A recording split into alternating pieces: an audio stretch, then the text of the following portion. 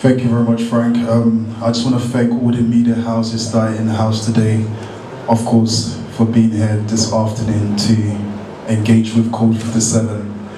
My name is Pastor David and I'm from London. I was actually born in Ghana, so I was born in Manprobi Hospital, and I remember I left Ghana when I was about 2 years old, and of course I followed my parents to an adventure abroad.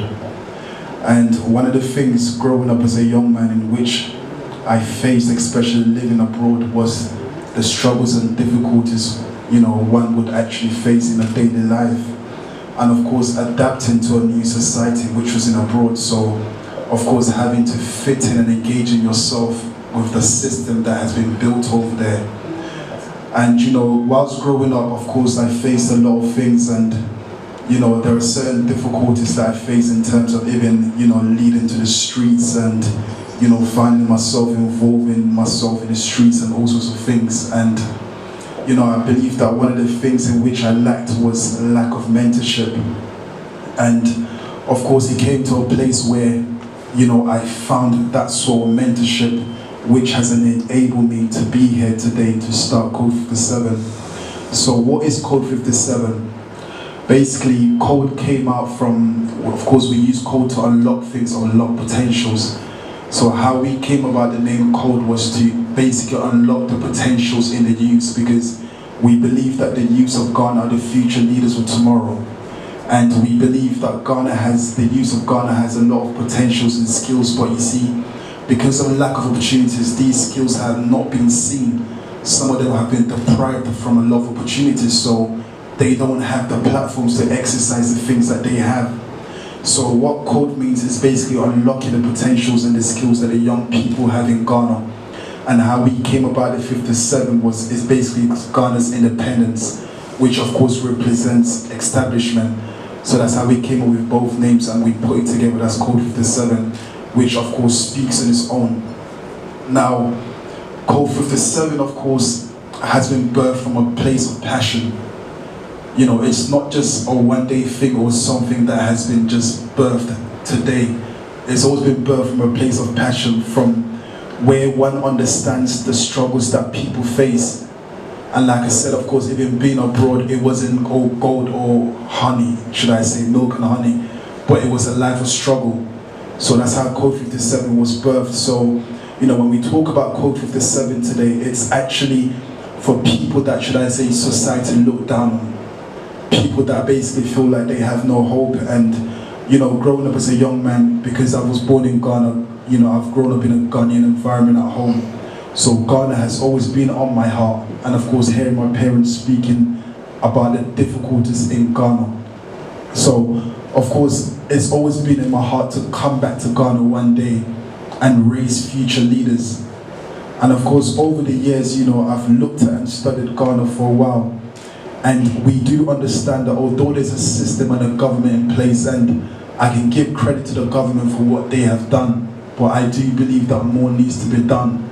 So of course it would take individuals like myself and yourselves that would now put ourselves together and create a system that will help our youth, because if not, it will be very hard for the nations to move forward.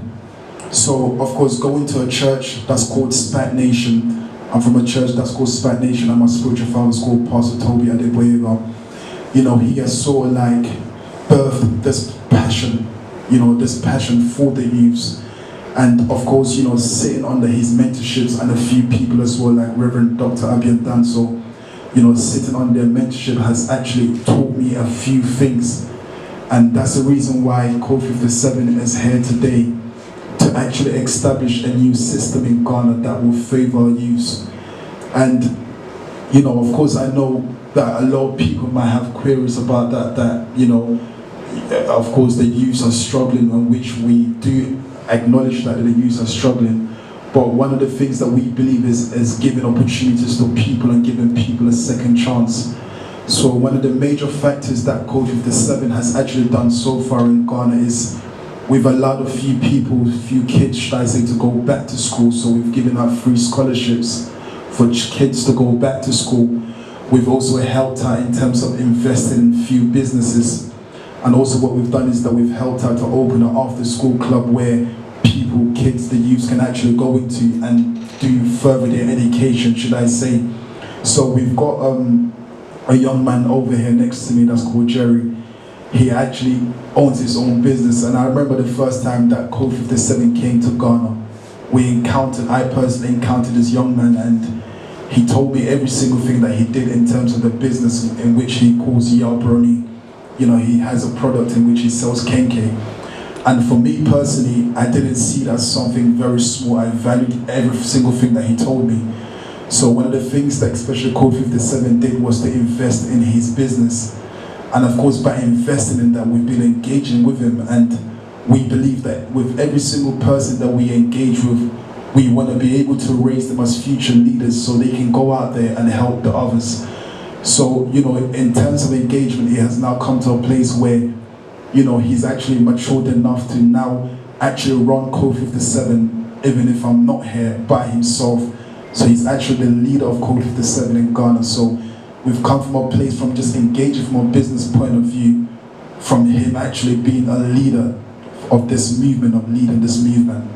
So in a nutshell, I believe that's what Code 57 is about, raising future leaders of Ghana.